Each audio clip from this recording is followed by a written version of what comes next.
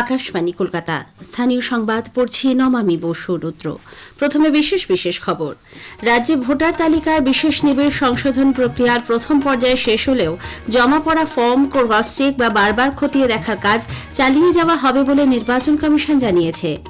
Supreme কোর্টের নির্দেশের প্রেক্ষিতে এসআইআর এর কাজে নিযুক্ত বুথ লেভেল আধিকারিকদের নিরাপত্তা দেওয়ার জন্য রাজ্যপাল সিভি আনন্দ বোস রাজ্য সরকারের কাছে প্রস্তাব দিয়েছেন। কলকাতা হাইকোর্ট চিংড়িঘাটায় মেট্রোর বকেয়া কাজ নিয়ে উদ্ভূত সমস্যার সমাধানে আগামী বুধবার মেট্রো ভবনে বৈঠকে বসার নির্দেশ দিয়েছে।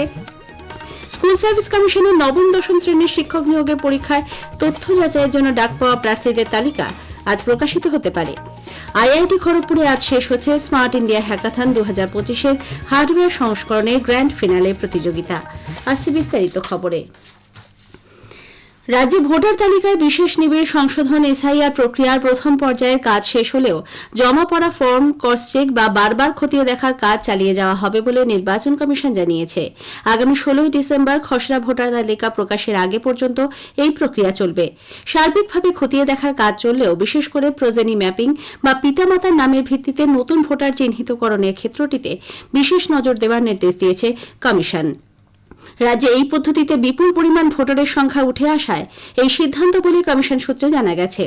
উল্লেখ্য, বিএলওর মাধ্যমে সংগৃহীত ডিজিটাইজড ফর্ম অনুযায়ী রাজ্যে প্রোজেনি ম্যাপিং এ চিহ্নিত ভোটারের সংখ্যা দাঁড়িয়েছে 3,84,166।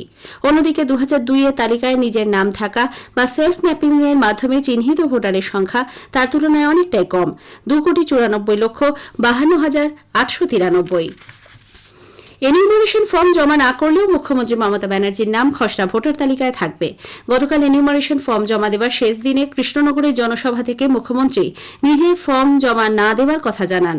এরপরই শুরু হয় জল্পনা। তবে এ ব্যাপারে সংশয়ের কোনো অবকাশ নেই বলে জানিয়েছে মুখ্য নির্বাচনী আধিকারিকের দপ্তর।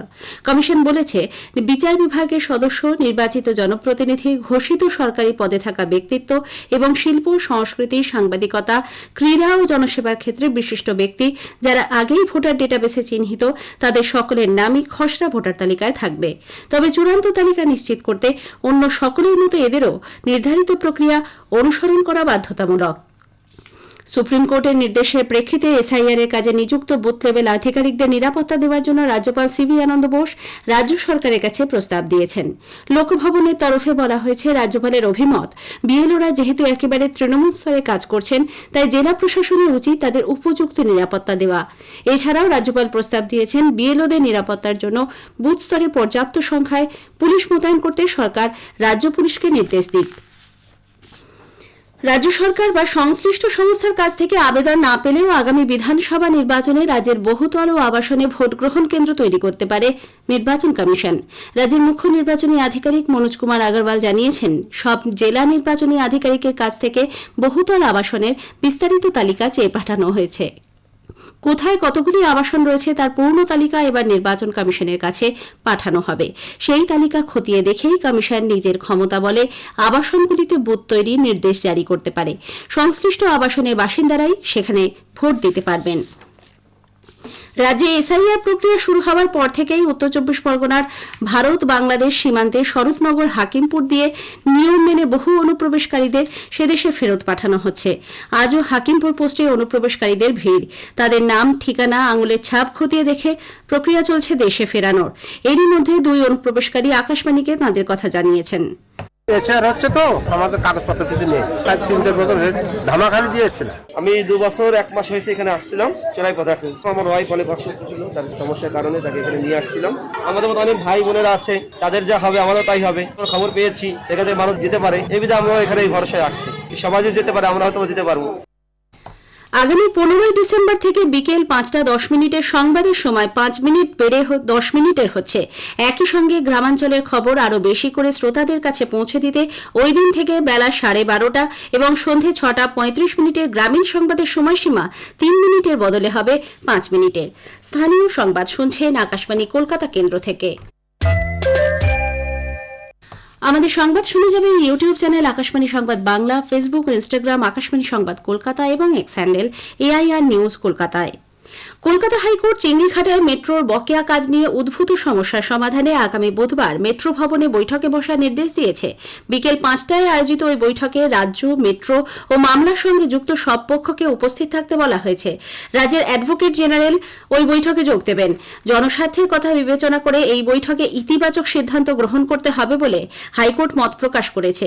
রাজ্য, মেট্রো এবং আরভিএনএল বৈঠকে যোগদানকারী প্রতিনিধিদের নাম আজ ভারপ্রাপ্ত প্রধান বিচারপতি সুজয় পাল ও বিচারপতি পার্থ সারথী সেনের ডিভিশন বেঞ্চে জমা দেয়। মামলার পরবর্তী শুনানি 19শে ডিসেম্বর। জলপাইগুড়িতে কলকাতা হাইকোর্টের বহু প্রতীক্ষিত সার্কিট বেঞ্চে স্থায়ী ভবনের উদ্বোধন হতে চলেছে আগামী 17ই জানুয়ারি। দেশের প্রধান বিচারপতি সূর্যকান্ত ওই বেঞ্চের আনুষ্ঠানিক উদ্বোধন করতে পারেন। রাজ্যের আইন দপ্তরের প্রধান সচিব চিঠি দিয়ে জলপাইগুড়ির জেলা শাসক, জেলা পুলিশ সুপার, দার্জিলিংয়ের জেলা শাসক এবং শিলিগুড়ি পুলিশ কমিশনারকে অনুষ্ঠানের কথা জানিয়েছেন। উদ্বোধনের আগে প্রস্তুতি খতিয়ে দেখতে কলকাতা হাইকোর্টের ভারপ্রাপ্ত প্রধান বিচারপতি সুজয় পাল আগামী 19শে ডিসেম্বর জলপাইগুড়ি যাবেন। স্কুল সার্ভিস কমিশনের নবম দশম শ্রেণীর শিক্ষক নিয়োগের পরীক্ষায় তথ্য যাচাইয়ের জন্য ডাক পাওয়া প্রার্থীদের তালিকা আজ প্রকাশিত হতে পারে বলে প্রাথমিক শিক্ষা পর্ষদ সূত্রে জানা গেছে। 23,212টি শূন্য পদের জন্য 2,93,192 জন প্রার্থী রয়েছেন। একাদশ ও দ্বাদশ শ্রেণীর ইন্টারভিউ প্রক্রিয়া শেষ হলেই নবম দশমের তথ্য যাচাই শুরু হবে। উল্লেখ্য, একাদশ ও দ্বাদশ শ্রেণীর ইন্টারভিউতে বহু যোগ্য শিক্ষক ডাক পাননি। অন্যদিকে আদালতের নির্দেশ অনুযায়ী 31শে ডিসেম্বর পর্যন্ত যোগ্য শিক্ষকদের চাকরি রয়েছে। ফলে নবম দশমের ইন্টারভিউয়ে ওই শিক্ষকরা ডাক না পেলে তারা চাকরিহারা হয়ে যাবেন বলে যোগ্য শিক্ষক শিক্ষিকাদের বক্তব্য। আইআইটি খড়গপুরে আজ শেষ হচ্ছে স্মার্ট ইন্ডিয়া হ্যাকাথন 2025 হার্ডওয়্যার সংস্করণের গ্র্যান্ড ফিনালে প্রতিযোগিতা। গত 8ই ডিসেম্বর শুরু হয়েছিল এই প্রতিযোগিতা। প্রযুক্তিগত নেতৃত্ব, উদ্ভাবন এবং জাতি গঠনের উত্তরাধিকারকে চিহ্নিত করতে এক মাইল ফলক হিসেবে এই হ্যাকাথন বিশেষ তাৎপর্যপূর্ণ। ভারতের শিক্ষা মন্ত্রকের ইনোভেশন সেল MIC এবং all India council for technical education AICTE দ্বারা আয়োজিত স্মার্ট ইন্ডিয়া হ্যাকাথন বিশ্বের বৃহত্তম উন্মুক্ত উদ্ভাবনী প্ল্যাটফর্মে পরিণত হয়েছে। 2017 সালে প্রথম শুরু হয়েছিল এই প্রতিযোগিতা। আজ দুপুর 3টের সময় 5 দিন ধরে চলা এই উদ্ভাবনমূলক প্রতিযোগিতার সময় শেষ হচ্ছে। তারপরেই সেরা উদ্ভাবনীকে পুরস্কৃত করা হবে। কেন্দ্রীয় সরকার অন্যান্য রাজ্যের সঙ্গে এ রাজ্যেও তাদের গণবণ্টন ব্যবস্থায় খাদ্যশস্য বরাদ্দের ক্ষেত্রে পরিবর্তন আনার সিদ্ধান্ত নিয়েছে। আগামী মাস থেকে তাদের অধীনে থাকা 3 ধরনের রেশন গ্রাহকদের জন্য মাথাপিছু চালের বরাদ্দের পরিমাণ কমিয়ে গমের পরিমাণ বৃদ্ধি করা হবে বলে জানিয়ে খাদ্য মন্ত্রকের তরফে রাজ্য খাদ্য দপ্তরকে চিঠি দেওয়া হয়েছে। কার্ড পিছু চালের পরিমাণ যতটা কমানো হবে, গমের বরাদ্দ সমপরিমাণ বাড়ানো হবে বলেও সেই চিঠিতে উল্লেখ করা হয়েছে। কলকাতা শ্যামাপ্রসাদ মুখার্জি বন্দর কর্তৃপক্ষ রেল ভিত্তিক পণ্য পরিবহন পরিকাঠামো উন্নয়নের লক্ষ্যে বড় পদক্ষেপ গ্রহণ করেছে। বন্দরের সাধারণ কার্গো ডিপ ইয়ার্ডে নতুন একটি কার্গো টার্মিনাল তৈরির জন্য 15 বছরের জন্য সরকারি অংশীদারদের কাছ থেকে প্রস্তাব চেয়ে দরপত্র আহ্বান করা হয়েছে। নতুন টার্মিনালের মাধ্যমে রেলের সাহায্যে বন্দরে পণ্য পরিবহন বাড়ানোর পরিকল্পনা নেওয়া হচ্ছে। সংশ্লিষ্ট বেসরকারি অপারেটরকে 24 ঘণ্টা চালু রাখার উপযোগী এই টার্মিনাল গড়ে তুলতে হবে। রোগী মৃত্যুকে কেন্দ্র করে দক্ষিণ 24 পরগনার মথুরাপুর ব্লক হাসপাতালে আজ সকালে উত্তেজনা ছড়ায়। চিকিৎসায় গাফিলতির অভিযোগ তুলে দীর্ঘক্ষণ হেনস্থা করা হয় হাসপাতালের চিকিৎসককে। এর জেরে প্রায় 3 ঘণ্টার বেশি সময় আটকে থাকে চিকিৎসা পরিষেবা। আজ ভোরে জ্বর ও সর্দি কাশি নিয়ে ওই হাসপাতালে 1 বছরের এক শিশুকে ভর্তি করা হয়। শারীরিক অবস্থার অবনতি হলে ডায়মন্ড হারবার মেডিকেল কলেজে হাসপাতালে নিয়ে যাওয়া হলেও শিশুটির মৃত্যু হয়। এরপরই ক্ষোভে ফেটে পড়েন রোগীর পরিজনরা। বিশাল পুলিশ বাহিনী পরিস্থিতি সামাল দেয়। ঘটনায় একজনকে আটক করা হয়েছে। জলপাইগুড়ির ময়নাগুড়ি ব্লকের রামসাই চটুয়া বস্তি থেকে গতকাল একটি কিংকোবরা উদ্ধারের ঘটনায় চাঞ্চল্য ছড়িয়েছে। স্থানীয় দশরথ ওঁরাও নামে এক ব্যক্তি ধান খেতে বড় আকারে ওই সাপটি দেখতে পেয়ে বন দপ্তরে খবর দেন।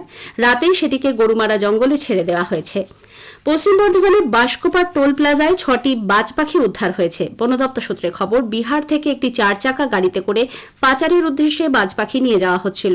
গোপন সূত্রে পাওয়া খবরের ভিত্তিতে বর্ধমান বন বিভাগের দুর্গাপুর রেঞ্জের একটি দল অভিযান চালিয়ে বাসকোপা টোল প্লাজার কাছে গাড়িটিকে আটক করে। ধৃত শেখ ওয়াজেদ নামে ওই গাড়ি চালক বর্ধমানের দুবরাজদিঘি এলাকার বাসিন্দা। দুর্গাপুর আদালতে তাকে পেশ করা হলে শর্ত সাপেক্ষে জামিন মঞ্জুর করা হয়। রাজ্য জুড়ে আগামী কয়েকদিন শীতের আমেজ একই রকম থাকবে বলে আলিপুর আবহাওয়া দপ্তর জানিয়েছে।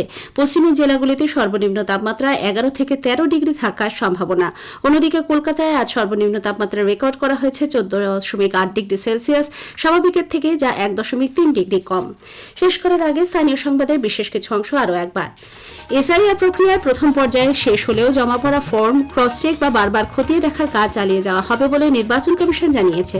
কলকাতা হাইকোর্ট চিংড়িঘাটায় মেট্রো বকেয়া কাজ নিয়ে উদ্ভূত সমস্যার সমাধানে আগামী বুধবার মেট্রো ভবনে বৈঠকে বসার নির্দেশ দিয়েছে। আইআইটি খড়গপুরে আজ শেষ হচ্ছে স্মার্ট ইন্ডিয়া হ্যাকাথন 2025 হার্ডওয়্যার সংস্করণের গ্র্যান্ড ফিনালে।